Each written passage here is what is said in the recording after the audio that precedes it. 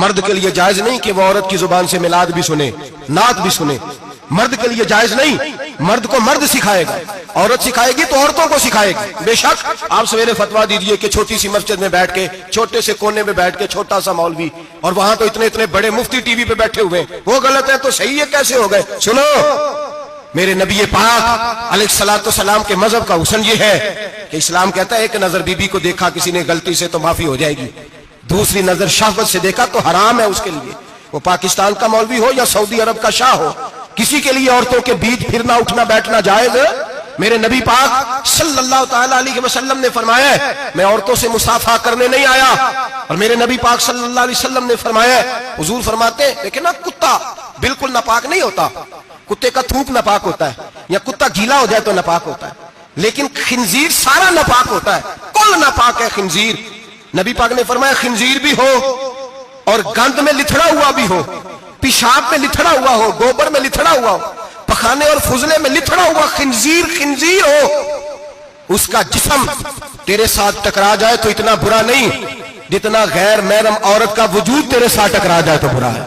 اس حد تک میرے نبی پاک صلی اللہ علیہ وسلم، اور گنبد کے معاملے میں فتویٰ دینے والے، یا رسول اللہ کہنے پر کفر کا فتویٰ دینے والے اور بڑی بڑی باتیں کرنے والے خاموش کیوں ہو گئے؟ یا ایھا الذین آمنوا لا تتخذوا اليہود والنصارى اولیاء. رب فرماتا ہے یہودیوں اور عیسائیوں کو دوست نہ بناؤ، یہ تمہارے دوست ہو سکتے، یہ تمہارے سجن ہو سکتے. جب عرش کا مالک کہہ رہا ہے سجن نہیں ہو سکتے تو دوستی کی بات کیسے بڑھا رہا ہے؟ یا رسول اللہ ہمارے سجن کون ہو سکتے ہیں؟ فرمایا تمہارا دوست وہ ہو سکتا ہے جو محمد عربی کا غلامی کرنے والا ہو، جو رسول اللہ کی نوکری کرنا ہو دوست ہوگا. دوسرا دوست ہو سکتا؟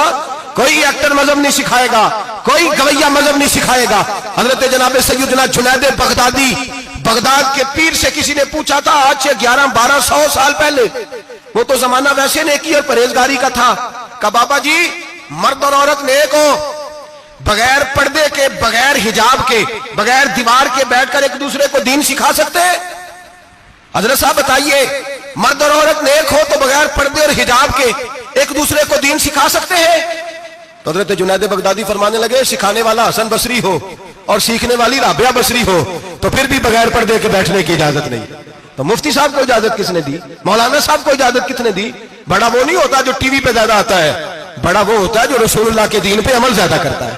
حضرت عبداللہ ابن مسعود رضی اللہ تعالیٰ عنہ فرماتے ہیں زیادہ باتیں کرنے والا عالم نہیں ہوتا. حضور پھر عالم کون ہوتا ہے؟ فرمایا پڑھو قرآن، انما یخشی اللہ من عبادہ العلماء. فرمایا بڑا عالم وہ ہوتا ہے جو اللہ سے زیادہ ڈرتا ہے. اس لیے کہ رب فرماتا ہے میرے بندوں میں سے جو عالم وہ ہیں جو اللہ سے زیادہ ڈرتے ہیں، خوف رکھتے ہیں. تو میرے بھائی رمضان المبارک میں بچنا ہے، پرہیز کا وقت ہے، تو کوئی شخص بھی کوئی شو نہ دیکھے، میری منت ہے آپ حضرات، کوئی شو نہ دیکھے. عورت کا تو پردہ ہے تو ہمیں تو تماشے پہ لگا دیا گیا، عجیب قسم کے ایکٹر آ گئے اور مذہب سکھا رہے ہیں. میری اپیل ہے آپ سے کہ سحری افطاری کے وقت ٹیلی ویژن بند رکھیں. کیا چیز کھول کے رکھیں؟ یا قرآن کھول کے رکھیں یا رسول اللہ کا فرمان کھول کے رکھیں. اللہ رسول کی طرف توجہ رکھیں، وہ سیکھنے سکھانے کا وقت ہے. چھوڑے گویوں سے دین سیکھا جائے گا، آپ ہمیں کوئی شکوہ نہیں. یہ پکی توبہ کریں، سویرے آئیں آ کے دین سکھائیں. اور میں ان سے بھی اپیل کروں گا کہ آؤ دین سکھاؤ. حضرت فضیل بن عیاض فرماتے ہیں میں ڈاکو تھا، کبھی کبھی چھپ چھپا کے جمعہ پڑھا کرتا تھا، پھر میں نے توبہ کی تو سچی توبہ کی، پھر میں نے توبہ کی تو رب کو راضی کرنے والی توبہ کی، پھر میں نے توبہ کی تو چھوڑی ہر شے، غریبوں کا لوٹا ہوا مال واپس کیا، جس کے پیسے نہ دے سکا اس کے گھر میں جا کے اس کی بھینسوں کو چارہ ڈالا، اس کے اونٹوں کی خدمت کی، میں نے قرضے چکائے. فرمایا میں سچی توبہ کر کے مسجد آیا، جس خطیب کے پیچھے میں جمعہ پڑھا کرتا تھا وہ میرے ہاتھ پہ بیعت کر کے مرید ہو گیا. اللہ تبارک و تعالیٰ نے اپنے بندوں کے دل میری طرف پھیر دیے. پھر تمہیں اس میں انعام دینے کی ضرورت نہیں پڑے گی، پھر تم کٹیا نشین بن کے بھی دین پھیلاؤ گے تو اللہ اس میں تاثیر پیدا فرما دے گا. تو روزے کا معنی رکنا ہے. روزے کا معنی بولیے، روزے کا معنی رکنا. کس سے؟ جھوٹ سے، غیبت سے، بدی سے، بد نگاہی، کھانے پینے. روزہ کس پہ فرض ہے؟ امیروں پہ کہ غریبوں پہ؟ جی کہنے میں تو کام ہی، میرا تو کام ہی محنت مزدوری والا، میں کیسے روزہ رکھوں؟ میں تو دیہڑی لگاتا ہوں تو روزہ کیسے رکھوں؟ میں نے نہیں کسی حدیث میں پڑھا کہ روزہ وہ رکھے جو دفتر میں بیٹھتا ہے. صحابہ کے زمانے میں تو دفتر ہوتے ہی نہیں تھے، کسی جگہ نہیں لکھا ہوا روزہ وہ رکھے گا جو اے سی میں بیٹھتا ہے، تب تو اے سی تھے ہی نہیں. حضرت ابوبکر صدیق رضی اللہ تعالیٰ عنہ سے لے کر جناب بلال تک سارے اپنے ہاتھ سے کام کرتے، سارے اپنے ہاتھ سے کام کرتے سارے. حضرت عمر فاروق رضی اللہ تعالیٰ عنہ خلیفہ وقت ہونے کے باوجود مال غنیمت کے اونٹ چرنے جاتے تھے تو چراگاہ میں چھوڑنے میں جاتے تھے، لینے بھی آتے تھے واپس.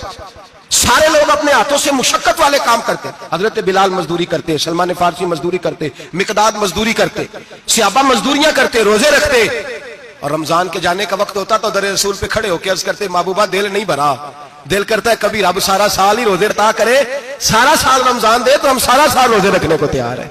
जज्बा था, ताकत थी, हिम्मत थी। आज नौजवान लड़का है, कहता है मुझसे भूख बर्दाश्त नहीं होती। मेरे भाई, रब बीमारी ला देना, अल्लाह से दुआ मांगे, अल्लाह शिफाए अता फरमाए, और दुआ करें अल्लाह आजमाए से महफूज फरमाए। आप यकीन करें, मैंने लोगों को देखा है, हलक से कतरा नहीं उतरता, खुराक की नाली लगी हुई है, आला ग़िज़ाएं पकी हुई पड़ी है, अर्श का मालिक कहता है मैं तेरे हलक से गुजरने नहीं दूंगा, कानून बन गया। मैंने देखा है ड्रिप पे लोग जिंदा है, बोतल लगी हुई है, ग्लूकोज की, गुजारा चल रहा, आला ग़िज़ाएं पड़ी है, लाखों रुपया तिजोरी में पड़ा है। मालिक कहता है तू नहीं खा सकता, तो वो खाने नहीं देता, नहीं खाने देता। एक शख्स यूरोप के इलाके का, मैं किसी कालम नवीस का पढ़ रहा था, वो कहता मेरी खरबों में जायदाद है, लेकिन मेरे मैदे में ऐसी तकलीफ है कि मैं आटे को छान कर जो ऊपर से बूरा निकलता है सिर्फ वो खा सकता हूं, उसके अलावा मैं कायनात की कोई नेमत खा नहीं सकता। और मेरे भाई, वो जब चाहे तो बड़े बड़े खाने खाने से तुझे रोक दे, तेरे दांत चबाने के